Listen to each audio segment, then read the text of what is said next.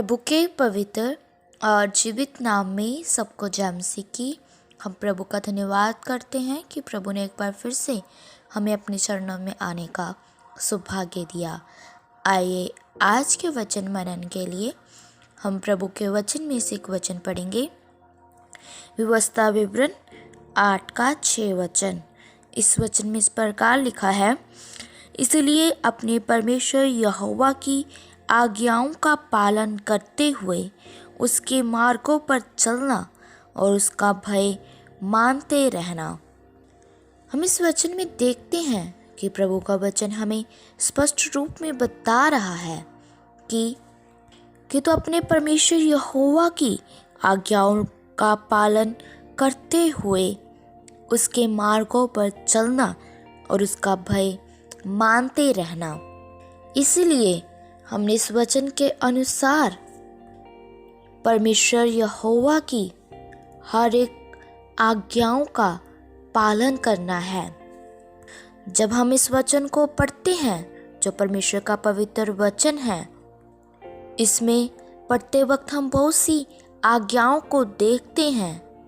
हमने उन आज्ञाओं को मानते हुए ही उसके मार्गों पर चलना है।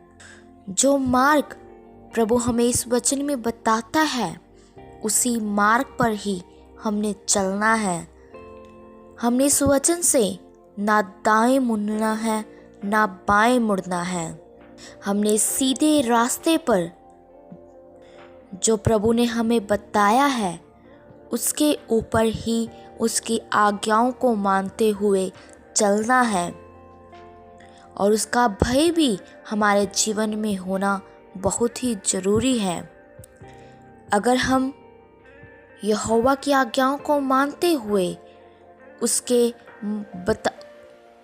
बताए हुए मार्ग पर चलना है, तो हमने भय के साथ ही उस मार्ग पर चलना है। हमने इस संसार में हर एक काम परमेश्वर यहोवा के भय के साथ ही करना है। हमारा जीवन इस संसार में रहते हुए दिन प्रतिदिन इस वचन के अनुसार बनते जाना है। अगर हम इस वचन को पढ़ेंगे और इसके अनुसार चलेंगे, तो प्रभु हमें बहुतायत से आशीष देगा। ये परमेश्वर का पवित्र वचन कोई आम पुस्तक नहीं है। इसमें कोई शारीरिक ज्ञान नहीं मिलता, बल्कि इसमें वह ज्ञान मिलता है जो परमेश्वर का स्वयं का ज्ञान है। ये पवित्र वचन किसी मनुष्य के नहीं है। ये पवित्र वचन स्वयं यहोवा परमेश्वर के है। कई लोग इस वचन में बताए गए हर एक काम को, बताए गए हर एक आज्ञा को और बताए गए हर एक मार्ग को हल्के में ले लेते हैं। वह इन सब बातों को तुच्छ जानते हैं। ऐसे लोगों को परमेश्वर प्रेम नहीं करता। इसलिए हमारे जीवन का हर एक चाल चलन इस वचन के अनुसार होना है। हमारा बैठना, हमारा उठना, हमारा सोचना, हमारा देखना सब इस वचन के अनुसार होना है। हमने परमेश्वर का और उसकी आज्ञाओं का आदर करना है। अगर हम यहोवा परमेश्वर का आदर करेंगे, तो ही वह भी हमारा स्वर्ग में आदर करेगा। इसीलिए हमारे जीवन में परमेश्वर के प्रति और उसके वचन के प्रति प्रेम होना बहुत ही ज़रूरी है। हमने परमेश्वर के प्रति और वचन के प्रति प्रेम में आगे बढ़ते जाना है। कई लोग अपने मार्ग को भूलकर इस संसार में फंस जाते हैं और वह ये रास्ता अपना लेते हैं जिसे परमेश्वर ने मना किया है। वह उस रास्ते को ठुकरा देते हैं जो प्रभु ने उन्हें दिया था। लेकिन हमने इस वचन के अनुसार ही चलना है। उसके मार्ग गोह पर ही चलना है। हमने इस संसार में रहते हुए इस संसार जैसे काम नहीं करने।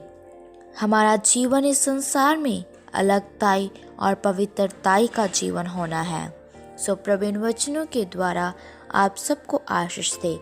आइए अपनी आंखों को बंद करें, सिरों को झुकाएं, हम प्रार्थना करते हैं। महान सर्वशक्तिमान पिता प्रभु, हम आपका धन्यवाद करते हैं। आपने सुबह के समय में हमें अपने चरणों में आने का सौभाग्य दिया।